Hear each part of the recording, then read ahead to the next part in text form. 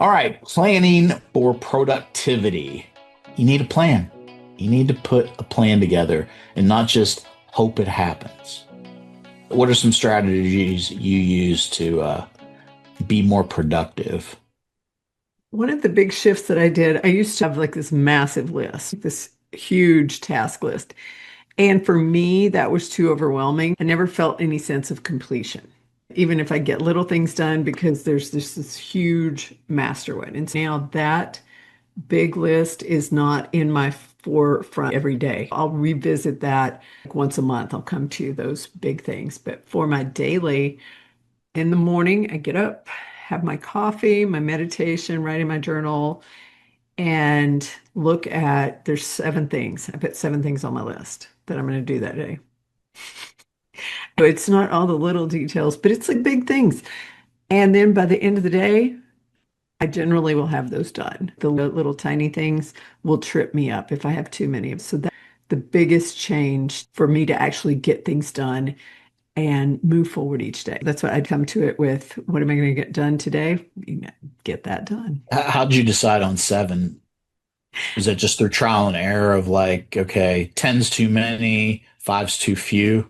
It was some productivity dude I saw on YouTube, and he was like, you know what? This fits. And so he had some kind of search or the brain scans or something like 10 was limiting and five wasn't enough to push you. And the other thing I'll make a note of for my personal life is whatever it is I'm focusing on. So if it's like a health and wellness focus, I will add what is the thing I'm going to do there. The other one of my productivity habits, whatever you want to call it, the idea of the atomic habits of whatever you're currently doing, if you want to bring a new habit into your routine, you hook it onto something you're already doing. I'll look for those types of opportunities. So one of the things I was always drinking my coffee in the morning, I'm always going to do that.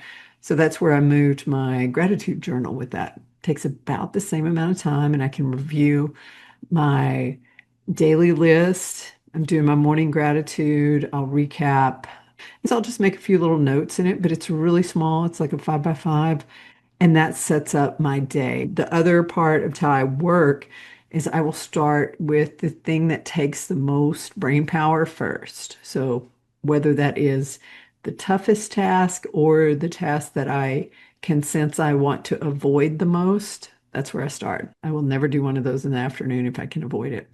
How do you Yeah, start? but you do seem to have the ability to work later though too. Yeah. Like like when I get to after five, I mean, I'm pretty no matter how the day is, like even if it's not like I don't know, there's just something about like my brain's like, okay, we're done, no more work. And I have had situations where there's too much, I had too much to do, and I could do it. I don't like, I really have to like force myself, and sometimes if I'm lucky, I can get back. They get that second wind and get back into a groove, but it's not easy for me. That's why I prefer to get up earlier. Like for me, I don't know. It's just the brain's fresh. I can, and I like that time before everybody else is moving around. That stillness relaxes me too. And then if I have something important to do that takes heavy thinking, that's usually like my late morning task, probably like start at around 9:30, 10. So then I'll have that block, that usually that 2 hour block between 10 and 12 will be when I do my big things. And then sometimes I'll just push lunch too, or any act, and I'll just do like a 10 to 2. Because after that, it starts to, yeah, the later it gets in the day for me, the harder it is for me to have more creative, original thought. But the two things I really use is for planning for productivity is my calendar and my task list. Mhm. So I have this like a master task list, and I gave up a long time. Like I'm never like I'm gonna someday get this. It's like it's just not going, and I'll have things on there that are years out, and I also on my task list, I just have it's all mixed up too, like personal, business, professional. It's all mixed up on there, and then I always like to look at things by how long I think it's going to take me to do it. Or if it's a a big project, how long do I want to work on that day? And I've gotten pretty good over time of like sometimes I still will underestimate things, especially if it's like a creative thing, right? It's like, oh, I thought this would take me an hour and it ended up taking me four. But for the most part, I'm pretty good about, okay, yeah, that type of project usually takes me this amount of time. And that's kind of how I'll be more realistic because I didn't use I'm not a big fan of like a magic number.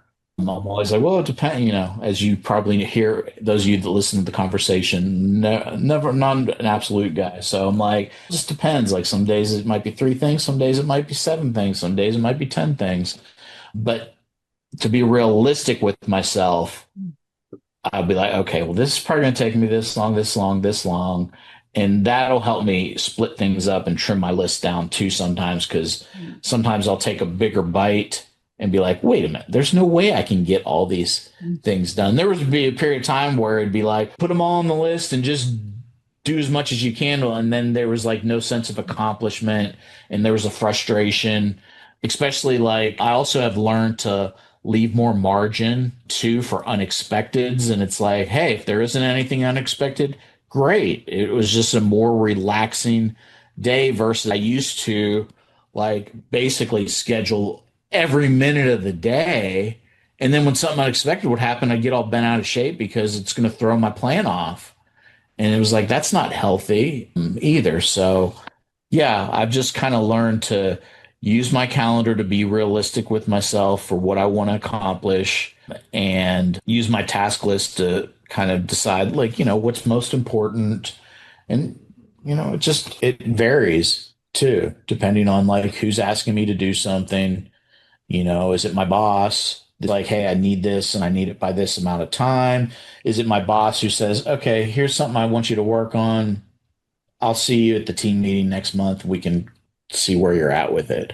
He's good at letting us know when it's something that needs immediate attention and something that is more of a long-term project. Yeah, as you were talking, I was thinking of, other tools that I use. I told you the failed Pomodoro from earlier, but I will set timers to where I'll go, no phone, no anything. I'm just working on, it's a larger task. If it's something that takes a lot of focus to do, I'll definitely shut everything else down and then put myself on a timer. And it's amazing how much more quickly I can get things done with that. The other thing I like to have are routines and procedures so that at the end of the day, just a little recap of what you got done, what's going to be on deck for the next day, the end of the week, what's coming up the week after. Several nights a week, I teach yoga, so that's a natural ending and break. So it gives me a chance to change state from being focused and being on the screen to engaging with real life. And I think that's really important for remote workers to have some time out and about with other humans. If you are fully remote and you've been looking at a screen, get your eyes on nature, do something else. And then in the evenings, I tend to do more creative work. If there's something I have to do that takes creative work, is when I'll come back because I do tend to get a second wind in that 5:30 to 7:30 time. And if I'm focused, then I can have a couple hours of really focused creativity and do some really nice work there and still, get to bed at a reasonable hour. Yeah, there's different seasons and different circumstances where things operate differently. But yeah, I'm also in a season where I can have more control over how my day goes. And I'm a big fan of routine to take out the guesswork. I don't have to spend a bunch of brain power figuring things out. This is kind of the routine.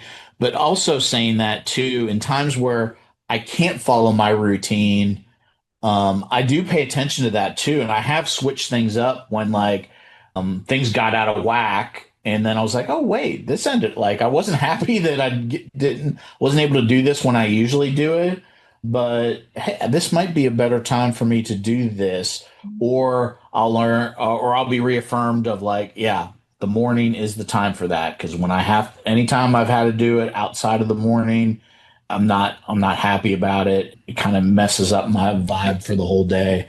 But yeah, I think every once in a while it is good to reevaluate. Do I still feel like these are the things that I need to do?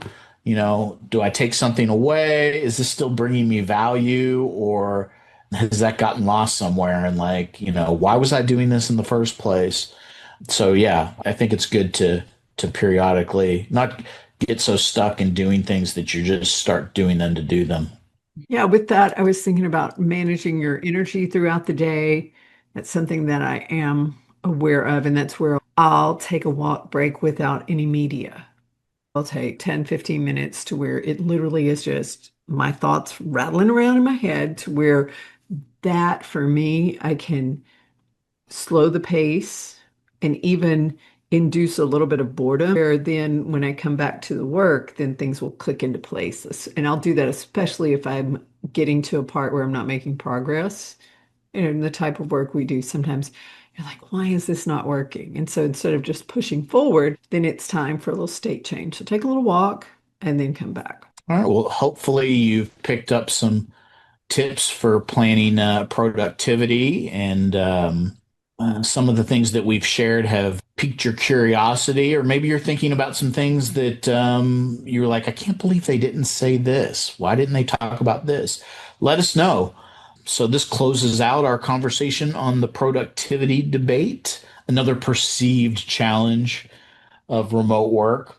So our next pair of conversations will actually wrap up at least what we have planned for the series. And so in those conversations, we're going to be exploring the advantages of remote work. So first, we're going to look at it from the employee perspective, and then we'll look at the advantages of remote work from the company's point of view. So we will be back then and look forward to hearing from you.